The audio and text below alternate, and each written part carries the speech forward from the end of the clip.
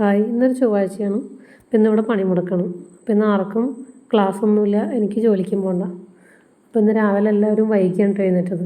അപ്പോൾ രാവിലത്തെ ചായ കുടിയൊക്കെ കഴിഞ്ഞ് കുറച്ച് പാത്രങ്ങളൊക്കെ കഴുകാനുണ്ടായിരുന്നു. വേഗം അതൊക്കെ ഒന്ന് കഴുകി വയ്ക്കണം. പിന്നെ ആ കവറിലിരിക്കുന്നത് മോൻ രാവിലെ ഇത്തിരി ഇറച്ചി മേടിച്ചിട്ടുണ്ടായിരുന്നു കേട്ടോ. അപ്പോൾ അതാണ് ആ കവറിലിരിക്കുന്നത്.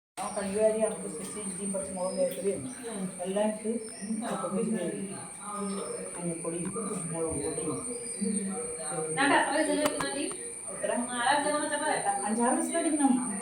അല്ലേ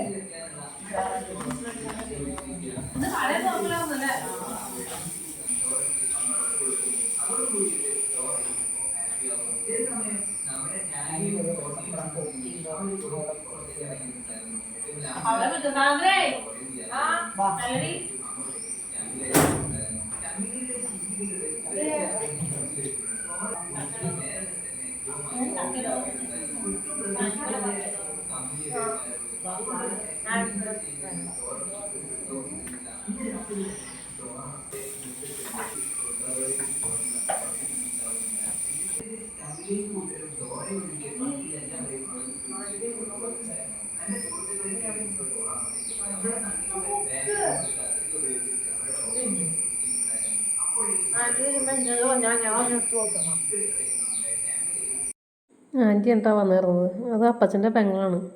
ആൻറ്റിയുടെ വീട് ഇവിടെ നിന്ന് ഒരു 5 മിനിറ്റ് നടക്കാവുന്ന ദൂരമുള്ളൂ കേട്ടോ. ആൻറ്റിയുടെ പഴയ വീടായിരുന്നു ഇപ്പം നമ്മൾ താമസിക്കുന്ന വീട്. ആൻറ്റിയുടെ മക്കളൊക്കെ പുറത്തേക്ക് പോയി കഴിഞ്ഞപ്പോൾ അവർ പള്ളിയിൽ അവിടെ ഒരു വലിയ പെര പണിത് അവർ അങ്ങടേക്ക് മാറി കേട്ടോ. പിന്നെ ഞാൻ ആ ബീഫൊക്കെ കൊണ്ടുവന്നൊക്കെ കഴുകി അരി വെച്ചിട്ടുണ്ട്. ആൻറ്റി ചക്കയിടാൻ പോയേക്കാം കേട്ടോ. അപ്പോൾ ഇവളെ വിളിച്ചിട്ട് അവളിപ്പോൾ വരാമെന്ന് പറഞ്ഞാൽ അകത്തേക്ക് പോയി ആൻറ്റിക്ക് ഒരു ബിസ്ക്കറ്റ് എടുക്കുന്നതാണ് കാണുന്നത്. അപ്പോൾ ആൻറ്റി അങ്ങോട്ട് പോയപ്പോൾ അത് ഞാൻ മേടിച്ച് തിന്നു കേട്ടോ. പിന്നെ ആൻറ്റി വരുന്നപ്പോൾ ഞാൻ കരുതി ആൻറ്റി എന്നോടൊപ്പം ഇറച്ചി വേവിക്കാൻ പറഞ്ഞിട്ടുണ്ട്. ഞാൻ വേവിച്ച് വയ്ക്കാം. അപ്പോൾ അതിനുള്ളിൽ പച്ചമുളക് ഇഞ്ചിയൊക്കെ നന്നാക്കാൻ പറഞ്ഞിട്ടാണ്. അപ്പോൾ ആൻറ്റി ക്ലാസ് ഇല്ലാത്ത ദിവസമാണെങ്കിൽ ഇടയ്ക്ക് വല്ലപ്പോഴും ഇങ്ങനെ വരും കേട്ടോ. ആൻറ്റിയുടെ മക്കളൊക്കെ പുറത്താണ്. ആൻറ്റി ചേച്ചനും മാത്രം അവിടെ താമസിക്കുന്നത്. അപ്പോൾ ഇടയ്ക്ക് വല്ലപ്പോഴും എനിക്കൊരു സഹായത്തിനായിട്ട് ആൻറ്റി ഇവിടേക്ക് വന്ന് എന്തെങ്കിലുമൊക്കെ ഹെൽപ്പ് ചെയ്ത് തരും. പച്ചമുളക് ഇഞ്ചിയൊക്കെ ഞാൻ ഇങ്ങനെ ഐസ്ക്രീം പാത്രത്തിലോ അല്ലെങ്കിൽ എന്തെങ്കിലും ബൂസ്റ്റിൻ്റെ കുപ്പിയിലോ അങ്ങനെ എന്തെങ്കിലുമൊക്കെ ആയിട്ട് ഞാൻ ഇട്ട് വയ്ക്കുക. ഇതിപ്പോൾ അടിയിലൊരു ടിഷ്യൂ ഇട്ടിട്ട് അതിന് മീതെ ഇഞ്ചിയോ അല്ലെങ്കിൽ പച്ചമുളകോ എന്തെങ്കിലും ഇട്ടിട്ട് അതിന് മീതെ ഞാൻ ടിഷ്യൂ കൂടി ഇടും. അപ്പോൾ എനിക്കൊരു 1-1.5 ആഴ്ചയൊക്കെ അത് ഒരു കംപ്ലയിൻ്റ് ഇല്ലാണ്ട് ഫ്രിഡ്ജിലുണ്ടോ അത് അങ്ങനെ തന്നെ ഇരുന്നോളും. പിന്നെ ആൻറ്റി വന്നപ്പോൾ കൊണ്ടുവന്നപ്പോൾ വേപ്പിലയില്ലേ, വേപ്പിലയാണെങ്കിൽ വെറുതെ ഞാനൊരു പ്ലാസ്റ്റിക് കവറിൽ നമ്മുടെ വെള്ളം വയ്ക്കുന്ന സ്ഥലത്തുണ്ടല്ലോ അതങ്ങനെ കവറിലിട്ട് വെച്ചേക്കും. അപ്പോൾ ആൻറ്റി ഇപ്പോൾ കൊണ്ടുവന്നിട്ടുണ്ടെങ്കിലും കഴിഞ്ഞ 2 ആഴ്ചയ്ക്ക് മുമ്പ് കൊണ്ടുവന്നതും നല്ല ഫ്രഷായിട്ട് തന്നെ ഇരിപ്പുണ്ട് കേട്ടോ. അപ്പോൾ ആൻറ്റീൻ്റെ വേപ്പില തീർന്നു കരുതിയാണ് ആൻറ്റി വന്നപ്പോൾ ആൻറ്റി ഇച്ചിരി വേപ്പില കൊണ്ടുവന്നത്. ഇറച്ചി കഴിക്കാനായിട്ട് ഞാൻ ഉള്ളിയും ചുവന്നുള്ളിയും പച്ചമുളക് ഇഞ്ചിയും കൂടി ഒന്ന് ചെറുതായിട്ടൊന്ന് ചതച്ചെടുക്കണുള്ളൂ. അതെല്ലാം കൂടി മിക്സ് ചെയ്ത് മുളക് പൊടിയും മല്ലിപ്പൊടിയൊക്കെ ഇട്ടൊന്ന് വേവിക്കാൻ അടുപ്പത്തേക്ക് വെക്കാം കേട്ടോ. ഈ ലോങ് വീഡിയോ ചെയ്യാമെന്ന് പറഞ്ഞാൽ ഒരു ബുദ്ധിമുട്ട് പിടിച്ച പരിപാടിയുണ്ടത്. നമ്മൾ എന്ത് ചെയ്യുമ്പോഴും ക്യാമറയും വെച്ചുകൊണ്ടിരിക്കണം. അത് അങ്ങോട്ട് നീങ്ങുമ്പോഴും ഇങ്ങോട്ട് നീങ്ങുമ്പോഴും ക്യാമറ മാറ്റണം എന്നുള്ളതൊരു വല്ലാത്തൊരു ബുദ്ധിമുട്ട് തന്നെ. ഇത് ഒറ്റയ്ക്ക് ചെയ്യണവരെയൊക്കെ സമ്മതിക്കണം കേട്ടോ. നമ്മുടെ മക്കളുടെ അടുത്ത് പറഞ്ഞാൽ മക്കളെല്ലാം ചിത്രം മമ്മിക്ക് വേറൊരു പണിയില്ല, ആൻറ്റി പട്ട് പരിപാടി ചെയ്തെന്ന് പറയും. മോളി സമയമായപ്പോഴേക്കും ആൻറ്റിയുടെ അടുത്തേക്ക് പോയിട്ടോ ചക്ക ഇടാനായിട്ട്. മോൻ്റെ അടുത്ത് പോകാൻ പറഞ്ഞിട്ട് അവൻ പോകില്ലാതെ പറഞ്ഞിരിക്കുകയാണ്. അപ്പോൾ ചക്ക ഇടാൻ പോകുന്നത് നമ്മുടെ വീടിൻ്റെ അപ്പുറത്ത് തന്നെ അച്ചാച്ചൻ്റെ പെങ്ങളുടെ വീടിന് കേട്ടോ. അപ്പോൾ അവിടെയാണ് ചക്ക ഉള്ളത്. അവിടുത്തെ അന്നാൻറ്റിയുടെ വീടെന്ന് പറയും. അപ്പോൾ അവിടെയാണ് ഞങ്ങൾ ആൻറ്റി ചക്ക ഇടാൻ പോയേക്കുന്നത്. ചക്ക ഉണ്ടോ ഇല്ലയെന്നൊന്നും അറിയാൻ പാടില്ല കേട്ടോ. ഇനിയൊക്കെ പഴുത്ത് വീണ് പോയൊന്നും അറിയാൻ പാടില്ല. കിട്ടുകയാണെങ്കിൽ ചക്ക ഇറച്ചി കൊണ്ട് വയ്ക്കും, ഇല്ലെങ്കിൽ നമ്മുടെ വീടിൻ്റെ ഫ്രണ്ടിൽ കുറച്ച് കപ്പ നട്ടുണ്ട്. അപ്പോൾ ആ കപ്പ എടുത്തിട്ട് നമ്മളൊന്ന് ചക്കയും ഇറച്ചിയും എന്നുള്ള പ്ലാൻ മാറ്റിയിട്ട് കപ്പ ഇറച്ചി വെക്കും.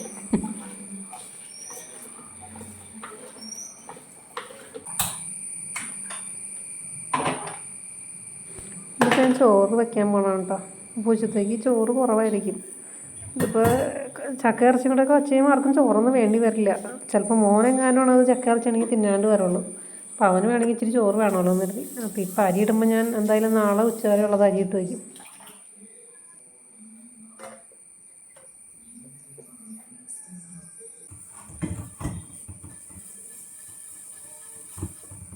പിന്നെ നമ്മുടെ ഇവിടെ താഴെ കബോർഡുകളൊന്നും വച്ചിട്ടില്ല കേട്ടോ.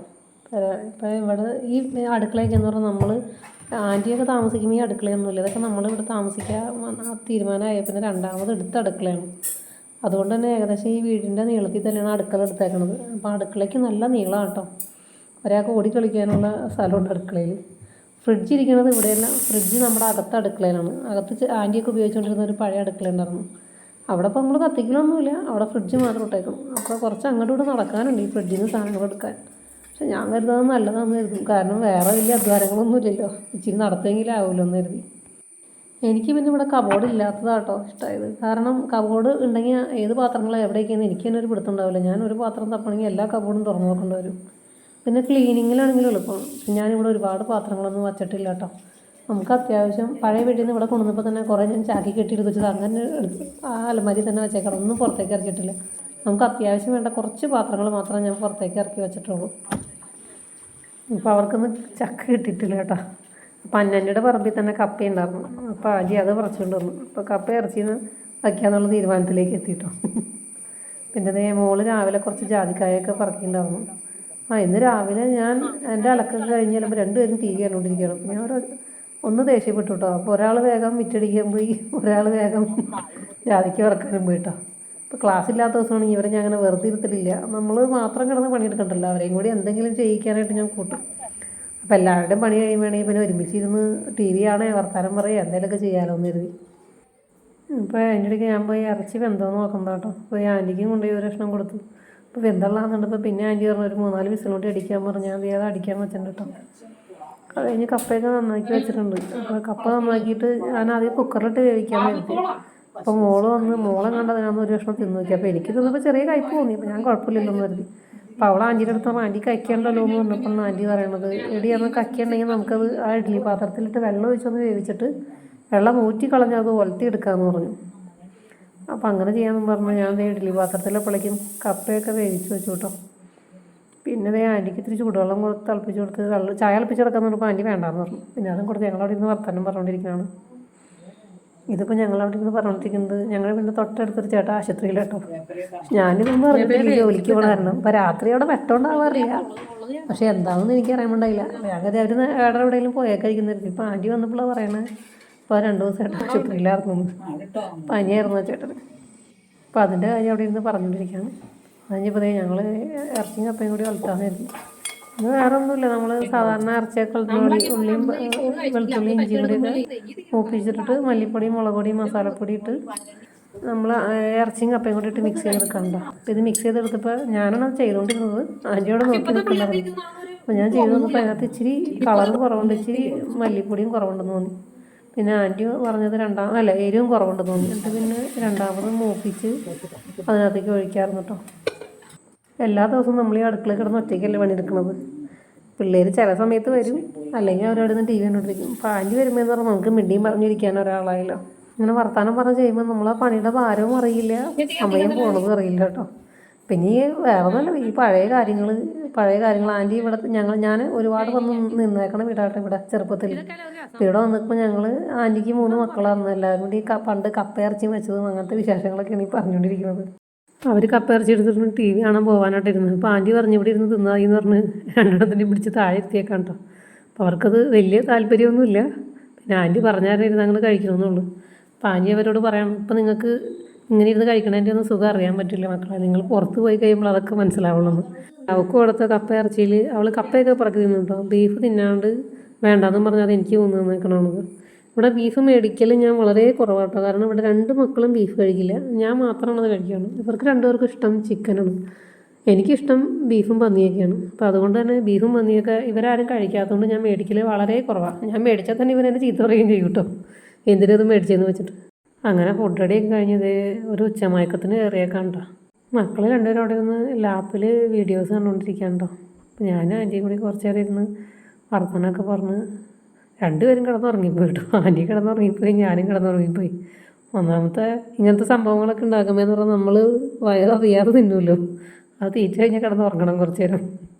അത് കഴിഞ്ഞ് ഉറക്കത്തിൽ ഞാൻ എന്തോ ചറപറാന്ന് ഒച്ചയായിട്ടുണ്ടായിരുന്നേറ്റ. അപ്പോൾ അതേ പുറത്ത് നല്ല മഴയാണ് കേട്ടോ. അപ്പോൾ ഈ സമയമാകുമ്പോഴേക്കും ആൻറ്റി ഞാൻ ഉറങ്ങണതിൻ്റെ ഇടയ്ക്ക് എപ്പോഴും എന്നിട്ട് ആൻറ്റിയുടെ വീട്ടിലേക്ക് പോയായിരുന്നു കേട്ടോ. അത് കഴിഞ്ഞ് ഉച്ചയ്ക്ക് കഴിഞ്ഞ് ഞാനും മോളും കൂടി ആൻറ്റിയുടെ വീട്ടിലേക്ക് പോകാൻ കേട്ടോ. അപ്പോൾ ഇവിടെ പാത്രം കഴുകണ ഡിഷ് വാഷ് തീർന്നു പോയായിരുന്നു ലിക്വിഡ്. അപ്പോൾ ആൻറ്റി അവിടെ വീട്ടിലുണ്ടാക്കി വെച്ചിട്ടുണ്ടായിരുന്നു. അപ്പോൾ അത് കുറച്ച് തരാമെന്ന് പറഞ്ഞിട്ടുണ്ടായിരുന്നു. അപ്പോൾ അത് മേടിക്കാൻ വേണ്ടി ഞങ്ങൾ ആൻറ്റിയുടെ വീട്ടിലേക്ക് പോകണ്ട. ആൻറ്റി ഇങ്ങനെ വീടൊക്കെ നല്ല നീറ്റായിട്ട് നോക്കണം കൊടുത്തില്ല കേട്ടോ, ചെടിയും കാര്യങ്ങളൊക്കെ ആയിട്ട്.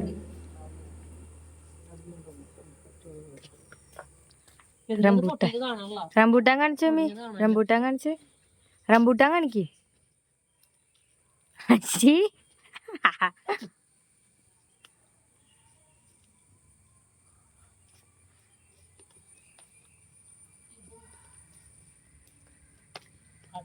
പള്ളിയുടെ നേരെ ഓപ്പോസിറ്റ് തന്നെയുണ്ട് ആൻറ്റിയുടെ വീട്. അപ്പോൾ ആൻറ്റിയുടെ വീട്ടിൽ അത്യാവശ്യം വേണ്ട ഫ്രൂട്ട്സും കാര്യങ്ങളൊക്കെ ഉണ്ട്. അപ്പോൾ ഞങ്ങൾ ചെല്ലുമ്പോൾ അതൊക്കെ ഞങ്ങൾക്ക് ഇങ്ങനെ പറിച്ച് തരും ആൻറ്റി. പിന്നെ ഞാൻ അവിടെ നിന്ന് കുറച്ച് ചെടികളും പറിച്ചുകൊണ്ട് വന്നിരുന്നു കേട്ടോ. അപ്പോൾ ഞാൻ പഴയ വീട്ടിൽ നിന്ന് കുറച്ച് ചെടിച്ചട്ടി കൊണ്ടു വെച്ചിട്ടുണ്ടായിരുന്നു ഇവിടെ. അതവിടെ ഇരിക്കാതുകൊണ്ട് ഒരു 2-3 മാസമായിരുന്നു കേട്ടോ. ഇപ്പോൾ ജോലിയൊക്കെ തിരക്ക് കാരണം നമുക്ക് നടാനൊന്നും സമയം ഉണ്ടായിരുന്നില്ല. പിന്നെ ഞാൻ വന്ന ഇടയ്ക്ക് വലിയ ആവേശം മൂത്ത് ഗ്രോ ബാഗിൽ കുറച്ച് പച്ചക്കറിയൊക്കെ നട്ടു വെച്ചിട്ടുണ്ടായിരുന്നു കേട്ടോ. പക്ഷെ ഞാൻ അതിനിടയ്ക്ക് ഒരു മണ്ടത്തരം കാണിച്ചു വെച്ചു. നമ്മുടെ ഗ്രോ ബാഗിൽ ഇങ്ങനെ പച്ചില വളമായിട്ട് ഇടുമെന്ന് പറഞ്ഞിട്ടുണ്ടല്ലോ. ഞാൻ എൻ്റെ പേർക്ക് ഇവിടെ നമുക്ക് ജാതി ഇഷ്ടംമാതിരി ഉണ്ടല്ലോ. അപ്പം ഞാൻ ജാതിയുടെ ഇലയൊക്കെ ഇട്ട് വെച്ചിട്ട് അതിനകത്ത് ചകിരിച്ചോറും മണ്ണൊക്കെ ഇട്ട് വലിയ കാര്യമായിട്ട് നട്ടൊക്കെ വെച്ചു. പക്ഷേ ഈ ജാതിയുടെ ഇല ചൂടാണെന്ന് എനിക്കറിയാൻ വേണ്ടായില്ല. കുറച്ച് ഇതൊക്കെ പിടിക്കലൊക്കെ പിടിച്ചു വന്നു. പക്ഷെ അത് കഴിഞ്ഞ് കുറച്ചൊക്കെ കരിഞ്ഞു പോകാൻ തുടങ്ങി കേട്ടോ.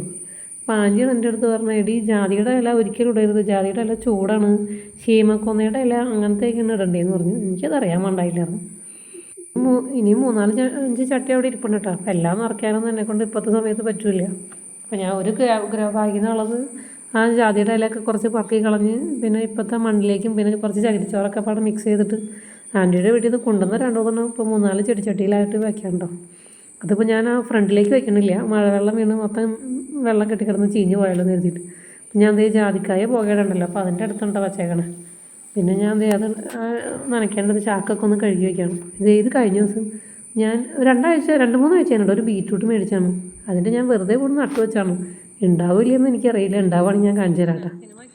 പിന്നെ അതൊക്കെ കുളിയൊക്കെ കഴിഞ്ഞ് പിന്നെ വൈകുന്നേരം ആയപ്പോഴേക്കും കപ്പയിറച്ചിയൊക്കെ തീർന്നു കേട്ടോ. കുറച്ച് ആൻറ്റിക്കും കൊടുത്തു വിട്ടായിരുന്നു. പിന്നെ ഞാൻ പറഞ്ഞില്ല അപ്പോൾ അച്ചാച്ചൻ്റെ പെങ്ങളെന്ന് അന്നാൻറ്റി, അപ്പോൾ അവിടേക്കും കൊടുത്തു വിട്ടായിരുന്നു കേട്ടോ. അത് കഴിഞ്ഞ് വൈകുന്നേരം ആയപ്പം മക്കൾക്ക് 2 ബിരിയാണി അടിച്ചു. ഞാനും കഴിക്കാൻ പോയില്ല കേട്ടോ. ഞാനിപ്പോഴും പാമ്പ് ഇറ കഴിഞ്ഞ് വിട്ട് തന്നെയാണ് എൻ്റെ വയറ് ഇപ്പോഴും ഇരിക്കണം.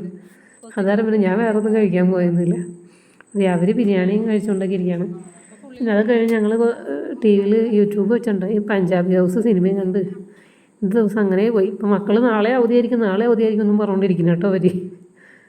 ഇന്നത്തെ വീഡിയോ എത്രയൊക്കെ ഉള്ളൂ കേട്ടോ. അപ്പോൾ ഓക്കെ, ബൈ.